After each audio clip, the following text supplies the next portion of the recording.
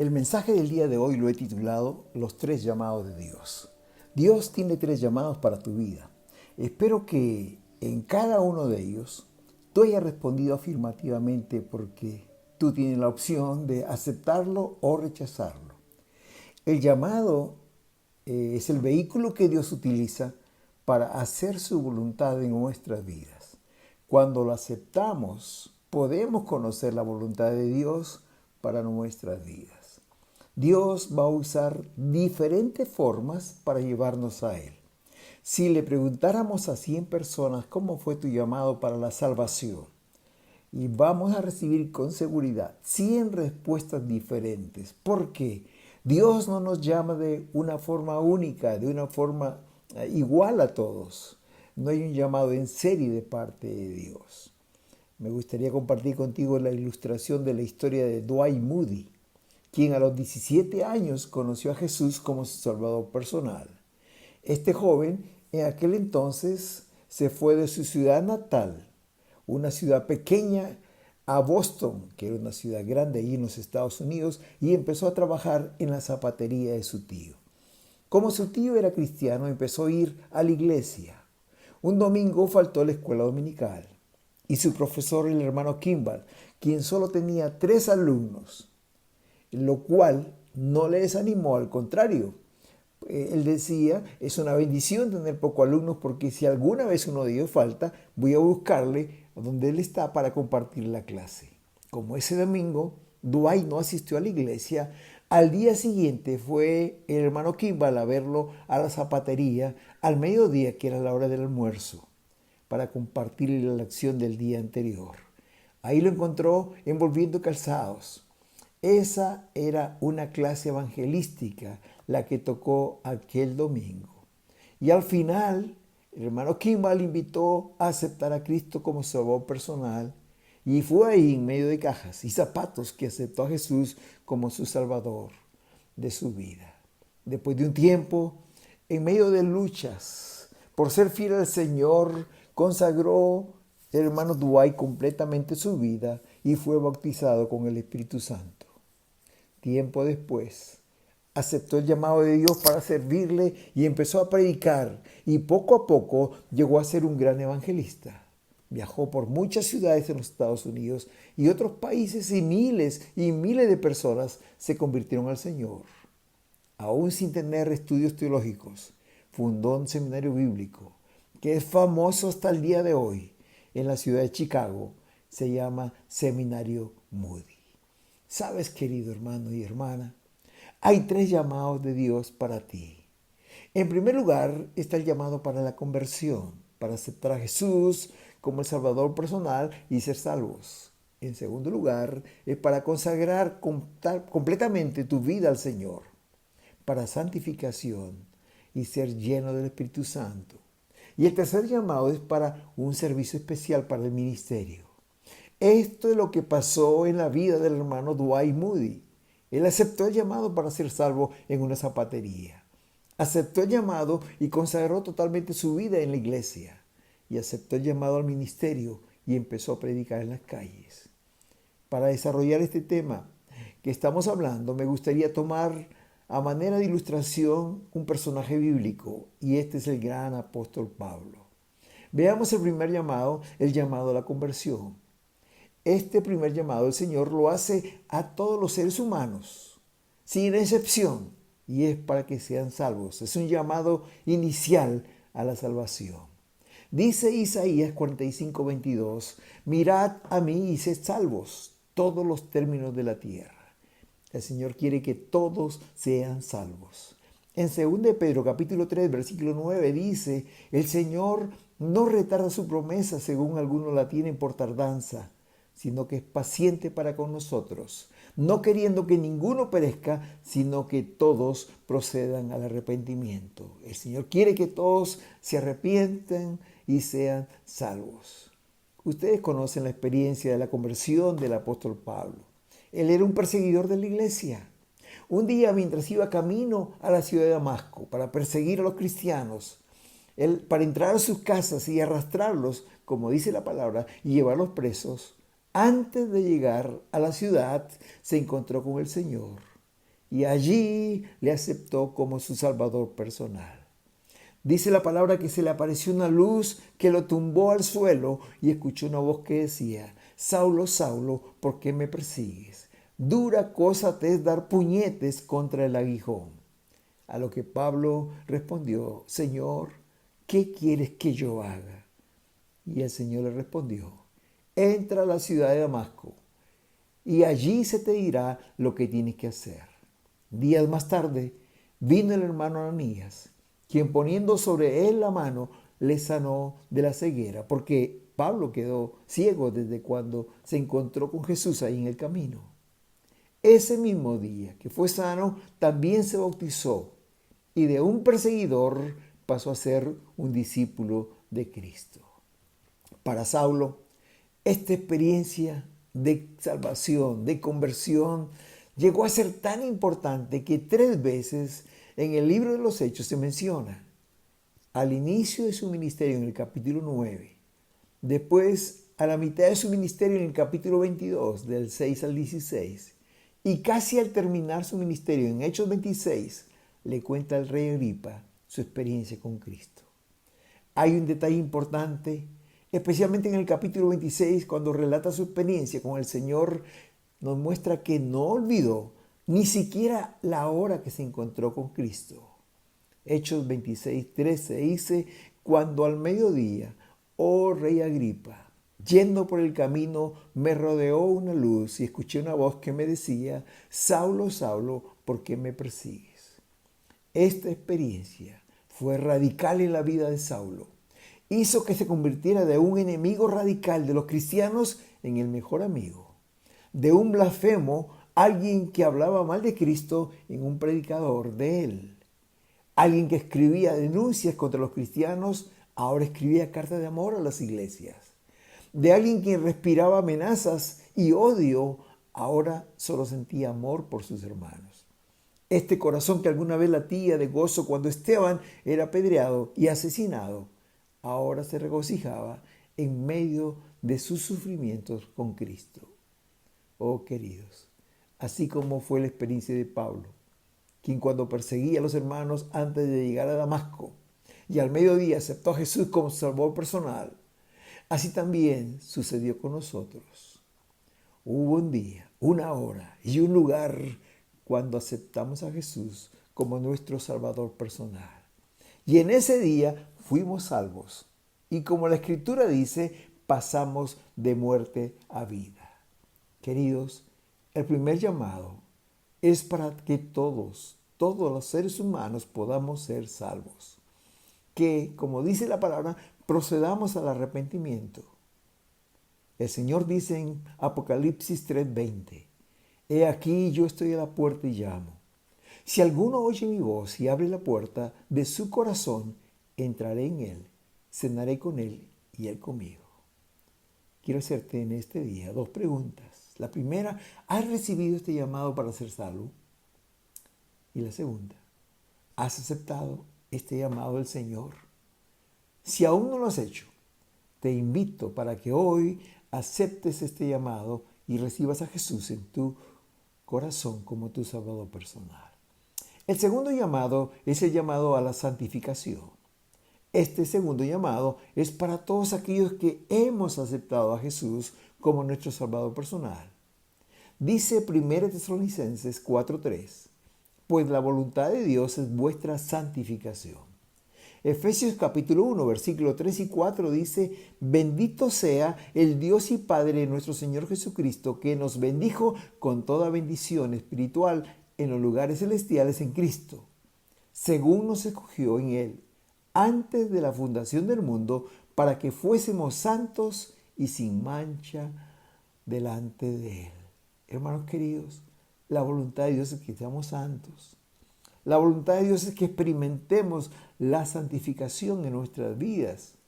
Dice 1 Pedro 1:15, sino como aquel que os llamó es santo, sed también vosotros santos en toda vuestra manera de vivir.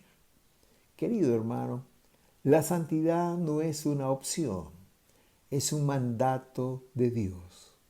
Es un llamado de Dios para todos aquellos que hemos aceptado a Jesús como nuestro Salvador personal.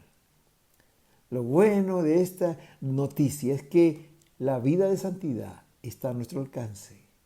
Si Dios lo mandó, es porque podemos llevar ese nivel de vida, de ser santos. Si no fuera posible, esto no estuviera en la Biblia, queridos. El salmista dice que debemos adorar a Jehová en la hermosura de la santidad. Salmo 96, 9. Y Salmo 93, 5 dice que la santidad conviene a tu casa. Queridos, el apóstol Pablo también tuvo este segundo llamado cuando él se convirtió. Cuando comenzó a predicar enseguida, después de su conversión, él tuvo un episodio en su vida que fue muy triste. Quisieron matarlo y para liberarlo, para que se escapase, los hermanos lo bajaron por el muro donde él estaba alojado, por un muro. El Señor lo llevó a Arabia y ahí estuvo por 3 años, donde fue adoctrinado por el mismo Señor. Pero Pablo expresa la lucha que tenía entre la carne y el espíritu.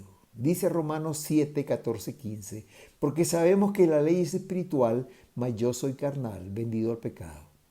Porque lo que hago no lo entiendo, sino hago lo que no quiero. Y lo que aborrezco, eso hago, dice Pablo. Pablo quería con todo su corazón hacer la voluntad de Dios, pero encontraba en su carne que se rebelaba contra ese deseo de su espíritu. Él tenía una lucha interior.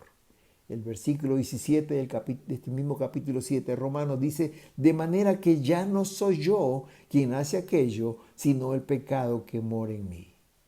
Cuando Pablo expresa el pecado que mora en mí, se está refiriendo al pecado original. Todos nacemos con esta inclinación al mal. Para las personas, más fácil es hacer el mal que el bien. Y aún para el cristiano nacido de nuevo, que desea agradar a Dios, se presentan estas luchas en su corazón. Versículos 19 y 20 dice, porque no hago el bien que quiero, sino el mal que no quiero, eso hago. Y si hago lo que no quiero, ya no lo hago yo, sino el pecado que mora en mí. Tremenda lucha de Pablo. Y va a terminar este capítulo 7 de Romanos de una manera dramática, casi como perdiendo la batalla. Romanos 7:24 dice, miserable de mí, ¿quién me librará de este cuerpo de muerte? Saben, queridos hermanos, por sí solos nosotros no tenemos el poder para vencer al pecado, al mundo y a la carne, que son los enemigos del cristiano. Por eso Pablo expresa, miserable de mí. Pero, y aquí está la buena noticia, en el primer versículo del siguiente capítulo, el capítulo 8 de Romanos, dice, ahora pues, ninguna condenación hay para los que están en Cristo Jesús, los que no andan conforme a la carne, sino conforme al Espíritu. Aquí está el secreto. Para vivir en victoria y ser llenos del Espíritu Santo y andar en el Espíritu, tenemos que ser llenos del Espíritu Santo, tenemos que ser santificados. Pablo tuvo esta experiencia de ser lleno del Espíritu Santo o esta experiencia de santificación cuando consagró toda su vida al Señor. Y Él lo llenó de su Espíritu Santo. Fue desde ese momento en que Él empezó a vivir en el Espíritu y tuvo victoria sobre toda tentación. Por eso es que dice, no hay condenación para los que están en Cristo Jesús, que no andan conforme a la carne, sino conforme al Espíritu. En Gálatas 5:16, Pablo nos aconseja, anden en el Espíritu y no satisfagáis los deseos de la carne. Haced morir las obras de la carne por el Espíritu, como dice Isaías 10:27. Hermoso versículo. Que el yugo del pecado se pudrirá a causa de la unción del Espíritu Santo. Todo yugo de esclavitud, todo hábito pecaminoso, toda inclinación al mal se pudrirá a causa de la unción del Espíritu Santo. Queridos, cuando somos llenos del Espíritu Santo, toda inclinación al mal, todo deseo de pecar desaparece, porque la presencia de Dios lo echa fuera. Vivir en el Espíritu es vivir en victoria. Esta fue la experiencia del fundador de la iglesia el Nazareno, el hermano Phineas Bresee. Dice su biografía que aun cuando él era pastor de una iglesia, él decía lo siguiente: siempre había en mí una carga de carnalidad, que se había manifestado principalmente por impulsos de ira, orgullo, ambición mundana, y a veces se tornaba en forma de duda. Él se sentía muy mal y empezó a pedirle a Dios que le ayudara con esto. Y sus biógrafos dicen que una noche muy fría, una noche de nieve allí en los Estados Unidos, después de la reunión de oración, Brissi cayó de rodillas ante el altar de su propia iglesia y oró clamando al Señor que le diera una experiencia que satisfaciera su hambre espiritual. Oh, queridos, fue en ese tiempo, aun cuando él ignoraba su propia condición, así como también ignoraba el evangelio de santidad. Él dice: en mi ignorancia, el Señor me ayudó y me dio el bautismo con el Espíritu Santo. Aun cuando ignoraba lo que necesitaba y hasta desconocía la razón por la cual había orado, el Señor me bautizó con su Espíritu Santo. Enfatizó que esta experiencia, la llenura del Espíritu Santo, desarraigó de él sus tendencias a la mundanalidad, la ira, el orgullo, y quitó todo tipo de duda.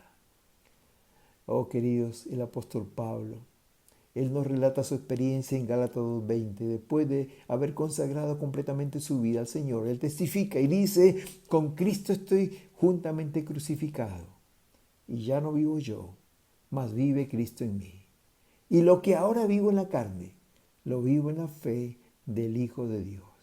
Ya no vivo yo, mas vive Cristo en mí. Él es el Señor, yo soy su siervo. Él guía mis caminos, yo le obedezco. Ya no vivo yo, Cristo vive en mí. Estas palabras, queridos, son de una persona que ha consagrado completamente su vida al Señor. Cuando venimos a Dios para salvación, le entregamos todo nuestro pasado, lo mal que nos hemos hecho. Pero cuando venimos a Dios para santificación, le entregamos nuestro presente y nuestro futuro, lo que somos y lo que seremos. Todo en control de Dios. Querido, no te quedes solo con la salvación. Hay una segunda obra de gracia que se llama la entera santificación. Dios no nos quiere ver luchando con el pecado. Dios no quiere que seamos cristianos con vidas a medias, tratando de vivir vidas cristianas victoriosas en nuestras fuerzas sin el poder del Espíritu Santo. Hoy hay esta buena noticia, hay algo más para nuestra vida espiritual. No debemos quedarnos solo con la conversión, viviendo vidas bajo el nivel que Dios desea. Debemos vivir vidas victoriosas sobre el pecado, sobre el mundo, sobre la carne. El segundo llamado de Dios para su iglesia es que seamos santos. Hoy te pregunto, ¿has tenido en tu vida este segundo llamado para consagrarte totalmente al Señor? Siente la necesidad de consagrar tu vida totalmente a Dios. ¿Estás luchando con pensamientos o hábitos que sabes que a Dios no le agrada? Déjame decirte, querido, si esa es tu condición, que el Señor quiere hoy santificarte. Un día le entregaste tu pasado. Hoy entrégale tu presente y futuro. Su palabra te dice: sed santos en toda vuestra manera de vivir. El tercer y último llamado del Señor es para el servicio a Dios. Dice Juan 15:16: ustedes no me eligieron a mí, sino que yo os elegí a vosotros y os he puesto para que vayáis y llevéis mucho fruto. Este tercer llamado también es para los cristianos y es para que le sirvamos a Dios. Dios quiere salvarnos, sí. Dios quiere santificarnos también, pero Dios quiere usarte como un instrumento de bendición, como un vaso de honra. Sin duda, los dos llamados anteriores son requisitos para este tercer llamado. Y este llamado puede ser en dos formas. Dios puede llamarte para un servicio formal o también llamado a un servicio oficial, para personas que dedican su vida servir al Señor como pastores, misioneros o evangelistas a tiempo completo. Pero hay otro tipo de llamado no formal o no oficial que también es para su servicio. Puede ser un llamado a ser maestro de escuela dominical, un ministerio de adoración, un ministerio de oración, puede ser llamado a ser predicador laico. Porque en un sentido, queridos, todos los que somos cristianos somos llamados. Todos somos ministros. Y la palabra ministro significa servidor. Este llamado lo tenemos todos los creyentes. Después de haber aceptado a Jesús como nuestro Salvador personal, todos somos ministros.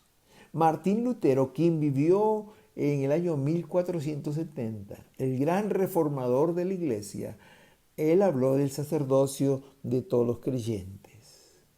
Él dijo que todos debemos servir al Señor. Todos hemos recibido dones de parte del Señor que debemos ponerlo al servicio de su obra. En los tiempos de Martín Lutero, los ministros eran solo los sacerdotes, los obispos, los curas. Pero él decía, aquí hay un error, porque la Biblia habla que todos somos sacerdotes. Pedro dice que somos una nación santa y un real sacerdocio. La Biblia en Hechos 6 habla de los diáconos. No eran apóstoles. En un sentido, no eran ni líderes en la iglesia. Su trabajo se circunscribía a servir a las mesas.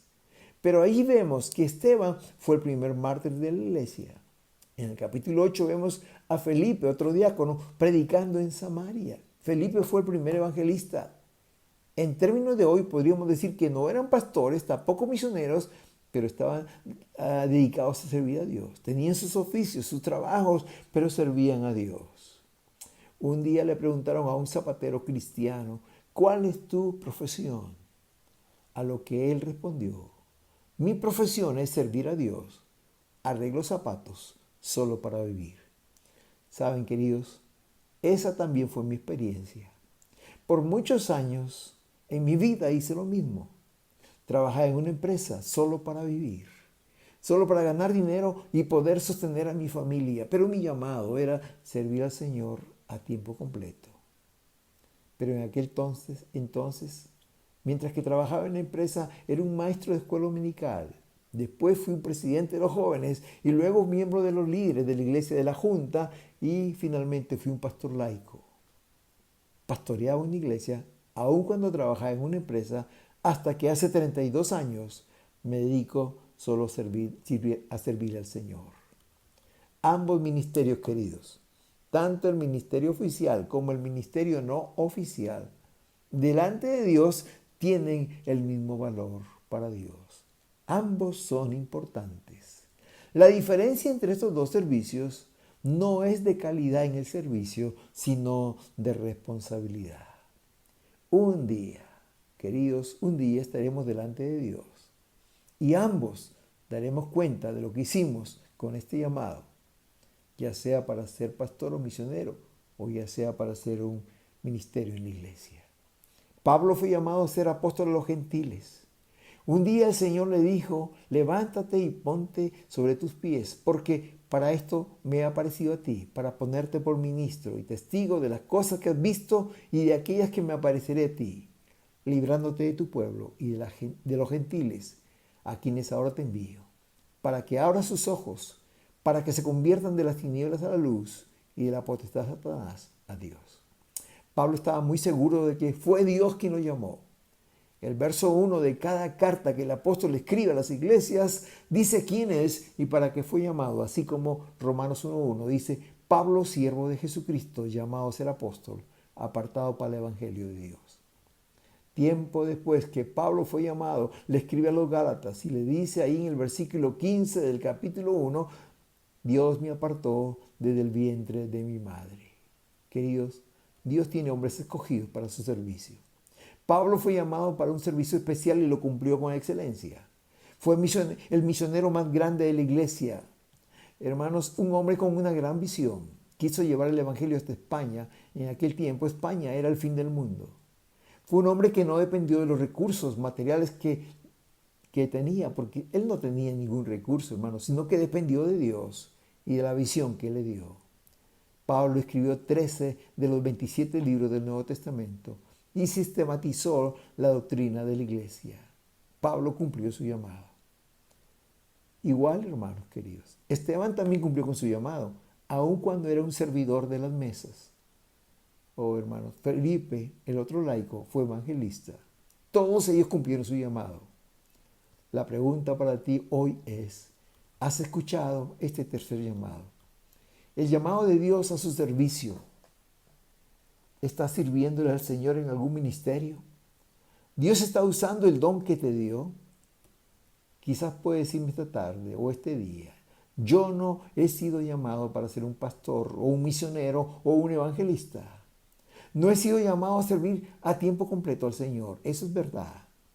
Pero tienes una tarea en el cuerpo de Cristo porque todos somos ministros, es decir, todos somos servidores. En relación al llamado, déjame decirte, querido hermano, por lo menos 3 cosas. En primer lugar, Dios continúa llamando hombres y mujeres para un servicio especial. Lo sigue haciendo. En segundo lugar, a veces somos tentados a pensar que los llamados de Dios tienen características especiales, que son una élite especial, pero por experiencia personal puedo asegurarte que no es así. Moisés fue llamado cuando estaba cuidando ovejas. Cuando era un refugiado, un exiliado, de ahí lo llamó el Señor para ser el gran libertador. Cuando Dios llamó a Gedeón, estaba escondido con miedo, sacudiendo el trigo. Cuando Dios llamó a Samuel, era un niño que estaba sirviendo en el templo. Dios lo llamó para ser el gran profeta de Israel. Cuando Dios llamó a Saúl, estaba buscando las ovejas perdidas de su padre, y de ahí lo llamó a ser un rey. Cuando Dios llamó a Eliseo, estaba arando el campo, era un agricultor, y de ahí lo llamó Dios a ser un profeta. Cuando Dios llamó a David, estaba pastoreando las ovejas en el campo, y Dios lo llamó a ser un rey. Cuando Dios llamó a Mateo, estaba cobrando impuestos, y de ahí lo llamó a ser su discípulo.